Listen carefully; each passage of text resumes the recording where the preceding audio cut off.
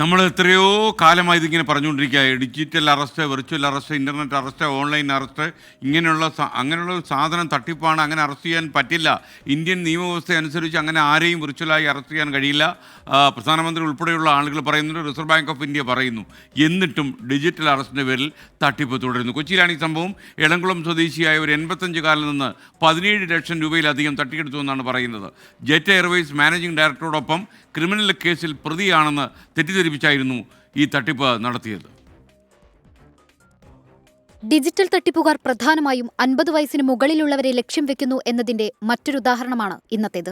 Jet Airways managing ഡയറക്ടറോടൊപ്പം criminal കേസിൽ പ്രതിയാണെന്നും digital arrest ചെയ്തെന്നും പറഞ്ഞായിരുന്നു 85-കാരന് ആദ്യം ഫോൺ സന്ദേശം ലഭിച്ചത്. ആദ്യം 5000 രൂപയും രണ്ടാമത് 1 ലക്ഷം രൂപയും മൂന്നാം തവണ 16 ലക്ഷം രൂപയുമാണ് തട്ടിപ്പുകാർ കൊണ്ടുപോയത്. ഭയന്നതോടെ ഇക്കാര്യം മറ്റുള്ളവരോട് പറഞ്ഞില്ല. തട്ടിപ്പ് മനസ്സിലാക്കിയ 85-കാരനും കുടുംബവും ഇന്നാണ് പോലീസിൽ പരാതി നൽകിയത്.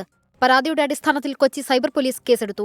ഏത് അക്കൗണ്ടിലേക്കാണ് പണം കൈമാറിയത് എന്നതുൾപ്പെടെയുള്ള വിവരങ്ങൾ അന്വേഷിച്ചു വരികയാണെന്നും തുടർ നടപടികൾ ഉണ്ടാകുമെന്നും പോലീസ് പറഞ്ഞു.